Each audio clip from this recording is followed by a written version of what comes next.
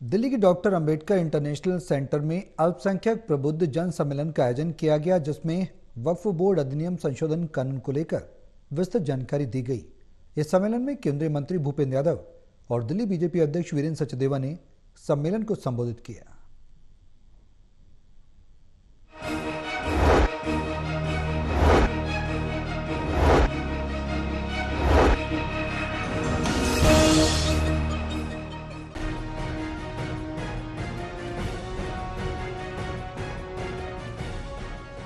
सम्मेलन में हजारों की संख्या में मुस्लिम और अन्य समाज के लोग शामिल हुए। केंद्रीय मंत्री भूपेंद्र यादव ने कहा कि वक्फ बोर्ड इस्लाम में एक पवित्र संकल्प है जो चैरिटी के लिए बना है, लेकिन कांग्रेस ने इसे वोट बैंक की राजनीति के लिए इस्तेमाल किया और मुस्लिम समाज को भ्रम में डाला। वक्फ मुस्लिम धर्म के हिसाब से चैरिटेबल कार्य करने के लिए एक संकल्प है। इस एक्ट के आने के बाद भी मुस्लिम इंडिविजुअल और ग्रुप अपने धार्मिक कार्यों की गतिविधि के लिए एक ट्रांसपेरेंट, फेयर और संवैधानिक दायरे के अंदर अपनी इस धार्मिक गतिविधि और अपने संकल्प को अभिव्यक्त कर सकेंगे। और इसलिए वक्फ को क्रिएट करने का, वक्फ को मैनेज करने का, वक्फ को रेगुलेट करने का मुसलमानों का अधिकार इस संरक्षण के बाद भी सुरक्षित है। भूपेंद्र यादव ने कहा कि मोदी सरकार का उद्देश्य मुस्लिम समाज को उनका हक दिलाना है।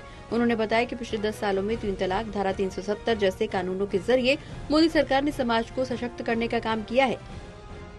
इवन कांग्रेस के समय की भी कमेटी में कहा गया था कि जी वक्फ की संपत्ति का डिजिटल देखरेख और रिकॉर्ड होना चाहिए। आज अगर वो सरकार करने जा रही है तो इसमें कांग्रेस को आपत्ति क्या है? और वक्फ अमेंडमेंट एक्ट जो है, इससे पहले जो संपत्ति के प्रबंधन में आर्बिट्रेरी पावर्स थी, उसको एक लेजिस्लेशन के माध्यम से कॉम्प्रिहेंसिव तरीके से इसके अंतर्गत लाया गया है। और इसलिए ये वक्फ के मैनेजमेंट को मॉडर्न गवर्नेंस के स्टैंडर्ड के साथ जोड़ने का माध्यम है। और जिस ऑब्जेक्ट के लिए जिन संपत्तियों की परिकल्पना की गई है, उन उद्देश्यों को पूरा करने के लिए सरकार एक सकारात्मक मंशा से इसको लेकर के आई है। बीजेपी के प्रदेश अध्यक्ष वीरेंद्र सचदेवा ने कहा कि कुछ लोग वक्फ संपत्तियों पर कब्जा जमाए बैठे हैं। वो नहीं चाहते कि गरीब मुस्लिम समाज मुख्यधारा में आए, लेकिन प्रधानमंत्री मोदी का सपना है कि हर नागरिक गर्व से समाज में जी सके। अगर वक्फ बोर्ड सरकारी संपत्ति को बेचकर उस पर कमर्शियल काम करके उस पर कब्जा करके तुम अगर चंद मुट्ठी भर लोग अपनी जेबें भरना चाहते हो, तो तुम उस ऊपर वाले की भी जो तालीम है उसको तुम खराब कर रहे हो। और कब्जा किसका है? एक चंद मुट्ठी भर लोगों का।